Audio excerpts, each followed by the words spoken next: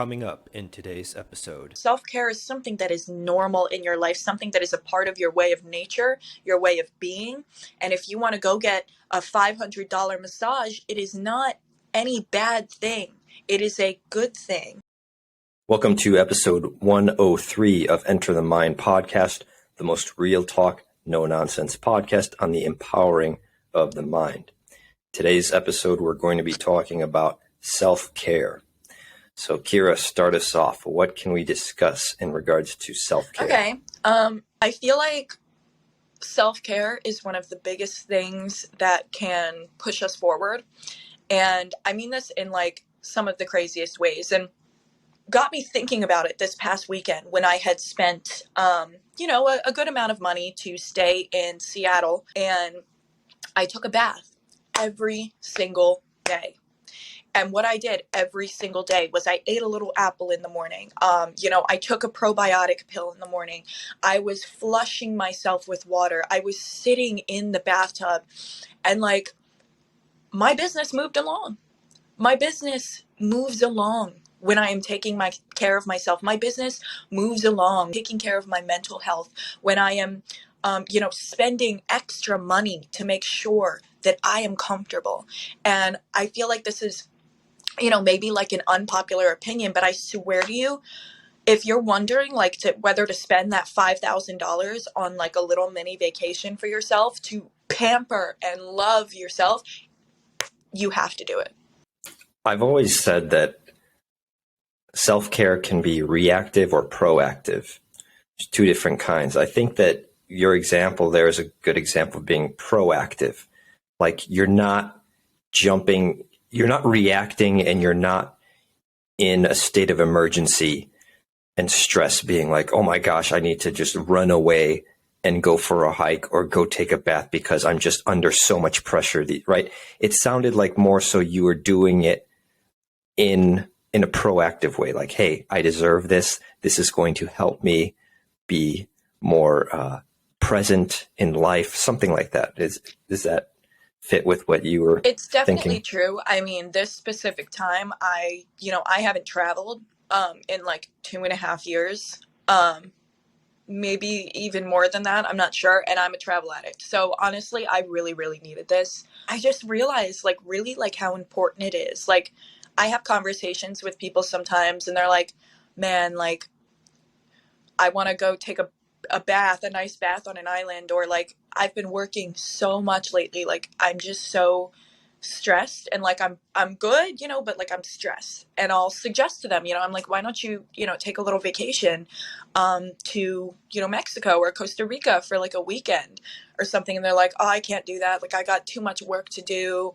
And I'm like, okay, we'll do it in the tropics. And they're like, no, I have to be there. And I'm like, are there certain things that you can get done while you're there that don't need to be done in person, and it's like there's always an excuse for somebody to come up with to not take care of themselves and take themselves on a little vacation and get themselves a massage because they don't see the connection in their head that this is actually something good for them. I went to this motivation self-mastery seminar by a guy named Owen Cook a couple weekends ago. And he's in his 40s, and he was talking about how when he was 26, he made his first $2 million in business. And when he did that, he treated himself to a either 6-week or 6-month vacation in Mexico. I can't remember which.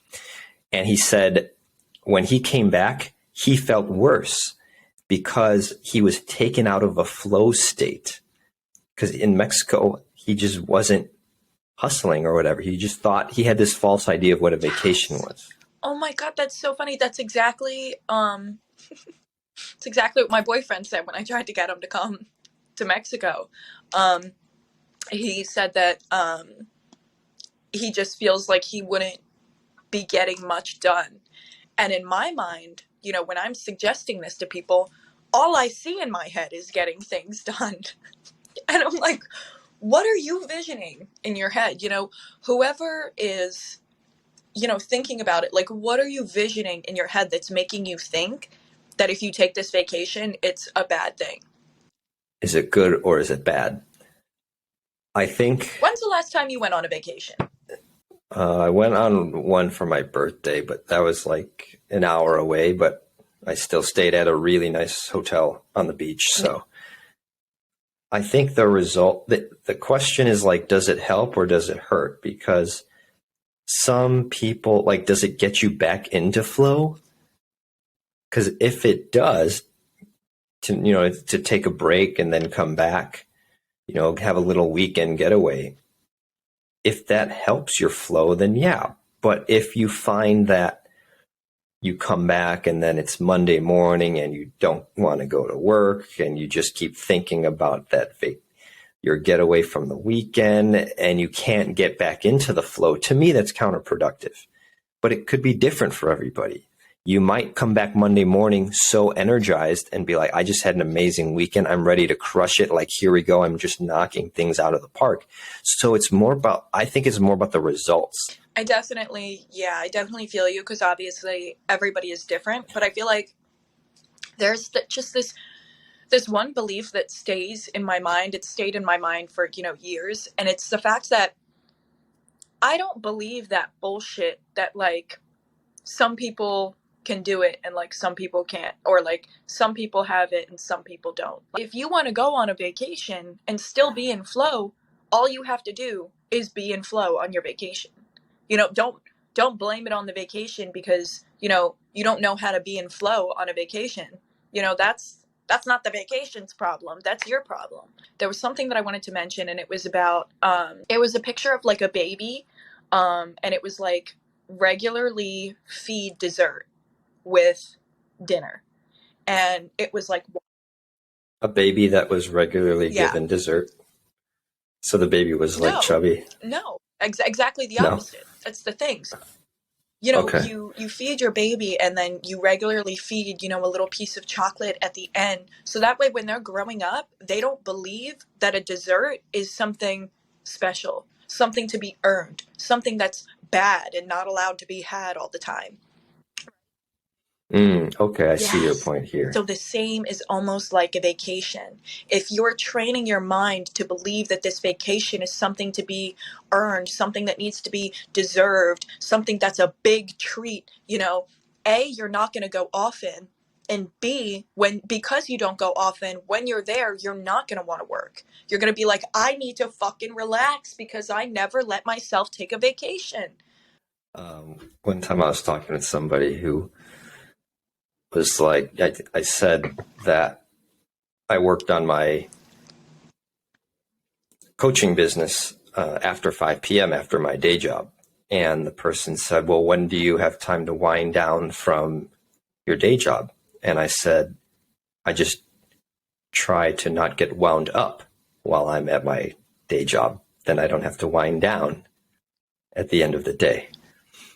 But this concept of if you go to work, you go to your day job and it's going to wind you up, like it's going to work you up, get you worked up, and it's going to drain you and it's going to mess with your energy. It will if you let it. But what I'm trying to explore, like nowadays, like last week, especially with this new energy healing course that I'm doing through Mind Valley, I'm trying to see, can I get through these difficult situations throughout the day, or can I make huge progress on these projects without disturbing the flow of my own energy, without causing it to get stuck or to get bottled up or to flow in the wrong direction? It reminds me, I'm not really into Kundalini yet, but like I'm trying to learn more about it right now. So I think it's really cool. I hear the word a lot, but in Kundalini, it's basically telling you that, like, the energy in your body, so like when we have an orgasm, like we wind up and then we orgasm and everything is gone. We're back to floor one. But like Kundalini almost teaches you, instead of like that orgasm and then like kind of dropping down low, like that serious high and then the serious low, it kind of teaches you to like really try and work in that sort of level ground. And I feel like that can be placed into other things like in our daily lives. Like instead of like getting all wound up in work at work, and like you said, kind of letting your energy go and like letting yourself get worked up, etc. If you can maybe take that kundalini energy and try and keep it as almost level-headed as you can, so to keep your energy here but like you're still focused on the work, that might help. If we're not having the build up and then the decrease, what does it look like? So they say that there's these two energies that are based at your root spine, and like your root chakra, your root of the spine. And I hope that I'm explaining this right, because like I said, I'm new, but they come together and they intertwine within you like two snakes, and they come up and they balance you and they come out of your crown. So when these are in balance, you just feel like really whole. You're kind of like always stimulated with this life force kind of sexual, but also like life force energy. And it's kind of, you're not really having those like gigantic highs and like really low lows. So have you tried this? I practice it sometimes, yes. I mainly practice it with like sexual energy. But I think that practicing it with sexual energy has definitely helped. Makes me feel more whole. Makes me feel, because I feel more whole, I'm able to let more good energy in, just like steady stimulation. It makes me think of all that talk we did of inflation and inflated energy from the reality transurfing stuff. Because when there's an inflation, there's going to be a deflation. So even though your example came from the context of sex, I think the same energetic model applies to a lot of non-sexual situations as well. You go to a job interview where you feel like there's a lot on the line. There's a large sense of inflation there. And there's going to be some sort of crash after the interview. And then you're like, oh my gosh, I can't believe that's over. I'm so glad it's over. Okay, I need to go watch a movie or something. And it's like, well, why did you let your energy go up, shoot up, and then come back down? Could you have kept your energy at a steady level of stimulation? I definitely have something to say about this, and I fucking love this because it pertains so well. I do this sometimes, which I think is why I've been drawn to Kundalini so much lately, is say I have like a burst of energy, right, to like call up a rehab and, see if I can put my products in their rehab, right? So I have this burst of energy, I have a great conversation with somebody on the phone. I'm like, okay, I'm going to send you a proposal right now. I send them the proposal. They don't answer, right? And then sometimes like I won't even contact them for weeks. And why? Why? Why? It's because I let that, like you said, that inflated energy come up, and as soon as I made the call, it's down. It's almost like it's gone, right? Which means that there's something in our brains that makes us think that these moments in our life are like one-time events. But they're not one-time events. There's something that's continuous. So we can take that energy and we can try and stimulate ourselves steadily as much as we can to make sure that we know, that it's not a one-time thing. Yeah, it's kind of like playing sports, I guess, because one of my coaches tells me when I do get into those up and down rhythms, he's like, remember, it's like life is like a hockey game, or it's like a sports game where it's like there's going to be a lot of almost scores or almost goals, and it's going to be this back and forth of, okay, we bring the puck up, now the other team takes it, now we retreat a little bit, and then it's going to be this back and forth battle, right? And it's like it's about staying steady. I mean, imagine an amateur that you see it if someone doesn't regularly participate in sports or is not an athlete and they play some sort of game, that they have their energy gets thrown up and down, like inflated rapidly and deflated. Like they think like, oh, they're going to score. You know, they got the ball and they're right in front of the basket. And then all of a sudden, instead of just simply thinking like Zen mind, no mind, and just shooting the ball, all of a sudden there's this inflation at the level of energy. And they're like, oh, I really need to make this basket, or the team is going to be so impressed if I make this basket, or whatever, all these inflations, right? So then they shoot it, they don't make it. And then there's a rapid deflation where the person's like, oh crap, now I don't want to shoot it again because I'm going to miss again. And that's, to me, that's energy in chaos rather than energy in order. Definitely agreed. You should put that on a shirt. We're going to have a whole collection of t-shirts by the end of this Yes, podcast. oh my God, that's a great idea. After all these Please episodes. comment below if you want Enter the Mind shirts with Robert and myself's quotes, because that would be so fun.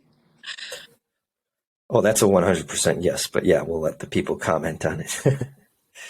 But yeah, what do you think about that? The up and down energy? I think we're onto something really, really big right now.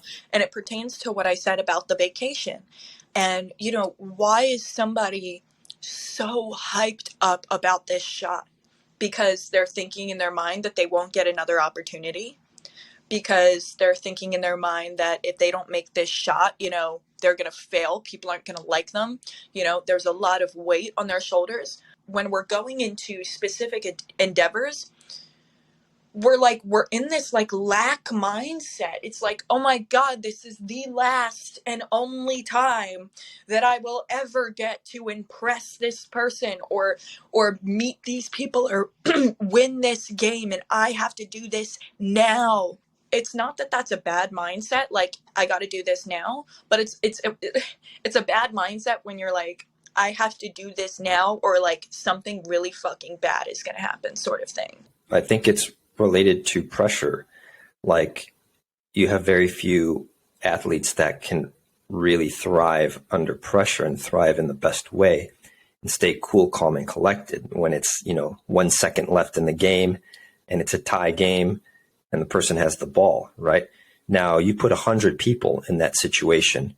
How many of them are going to be taken off their center energetically by the context of the situation and how much is at stake and all the pressure of it, versus how many people will keep their energy aligned and in order in that situation? Very few people, but those people are the champions, I think.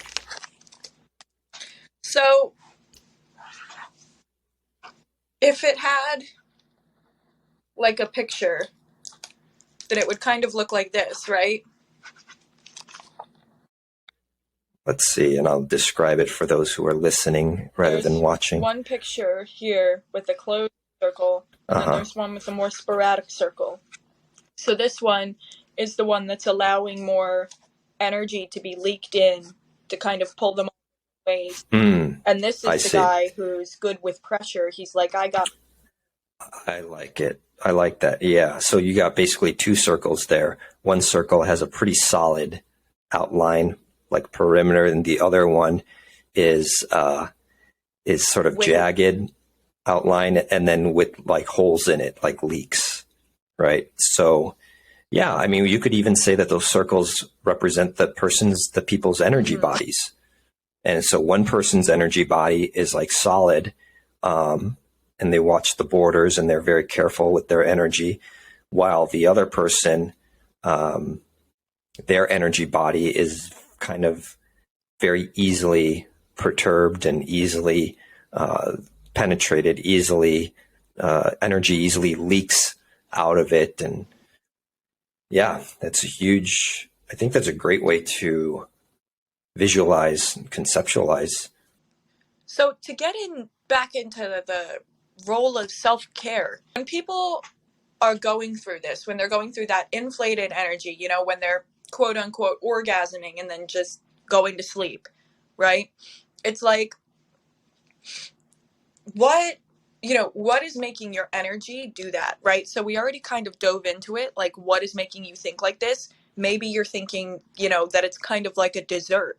when you're feeling like this bottled up energy and like you need to let it out, you're going to have to decide whether it's going to be a physical exertion, whether you're going to go to the top of a mountain and you're going to scream, or you're going to go on an intense run, or you're going to go on a 5-hour hike. You need to sweat this out. You need to get the energy out, right? And so you can move forward. But then when this, bottled up energy is all inside of you, and maybe you feel like you just want to shift your attention on something else, right? That's when you can do kind of like the more receiving, like the meditation, the yoga, the journaling, right? Some more things that will help your inner world feel good as opposed to you sweating it out. So it's like you can either sweat it out or you can receive different. And I feel like this is what you can remember when you're going through times of, that bottled up energy. Yeah, for me, I think the big idea here is that there's a lot going on at the level of energy and in our energy bodies, and we feel it, we feel the effects of it, but we just can't see it, kind of like gravity, where you kind of don't see it exactly, but you can feel it. I mean, when you jump up and then gravity pulls you back down to earth, like you feel that. The same way that when you are stressed and in need of self-care, like you feel that. You're like, dang, I just went through some situation where I let my hope, desire, expectation get out of hand, out of control. And there's massive inflation at the level of energy. And you're like, I need to deflate. I need to come back to ground level of what's going on, because I got way too carried away with hope, desire, expectation. Self-care is super different for everybody, and it looks different for everybody on different days. So like, if you want to take that vacation, take it, and just tell yourself that you're going to do work, right? Name some things that you can do on a vacation. You can grab a whole bunch of cool content, A, right? B, maybe you can make friends with the hotel, the people at the resort. Maybe you'll want to come back one day and hold a conference there. That's something that you can set yourself up for in the future. 3, you can get a massage, right? What if the masseuse happens to be so freaking good that you literally want to steal them and hire them in your own home? Right? So like there are so many things that can happen on a vacation that can clear your energy, that can help you receive more, so to make your life happier, so that way you don't feel like self-care is a dessert, or self-care is like something that doesn't come very often. Self-care is something that is normal in your life, something that is a part of your way of nature, your way of being. And if you want to go get a $500 massage, it is not any bad thing. It is a good thing. If you want to get woo-woo and spiritual and energetic, when you're getting a massage, the pressure points that are going on in your body are literally removing energetic blockages and excess stress and inflation from your life, your mind, and your brain. And when you release that, it allows for what you actually want, intend, and desire to come in. Like when I was in Seattle, right, I had to lay down for a day because I wasn't feeling well. I had kind of a sore throat. I wasn't in my best health. Why? Because I was eating a fuck ton of bread and a fuck ton of gluten and a fuck ton of processed foods, right? So I broke down. And while I was sitting there in my bed, allowing myself to rest, I actually, I got a lot of work done, right? B, I think I got a message, like an inquiry about something. And all I could think about was, why don't I allow myself to just lay in bed sometimes and work? Why do I feel like that has to be only when I'm down, only when I'm sick? Or why do I feel like that has to be like a dessert or a prize for me to do that? I think that that's where we're getting mixed up with self-care. Yeah, I think I see your connection now between the dessert example and then the vacation, because I think some types of people do view the vacation as something forbidden, like a forbidden dessert that they shouldn't participate in or something. And I think what the insight we can get from this example today is that there's actually resistance at the level of energy. Someone could be resisting a vacation. Like, why put up that resistance to something that really, as you demonstrated, doesn't deserve to be resisted to that degree?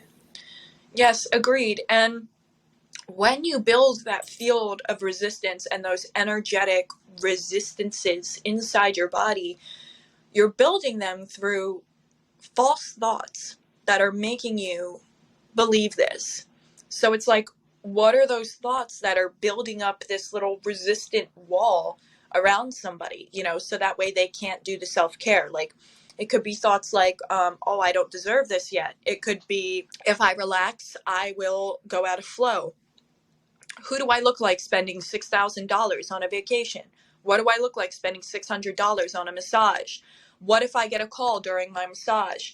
And they just keep rolling and rolling and rolling, and they build this wall of resistance around you, and then eventually you can't release, you can't enjoy, because you're so entangled in this work.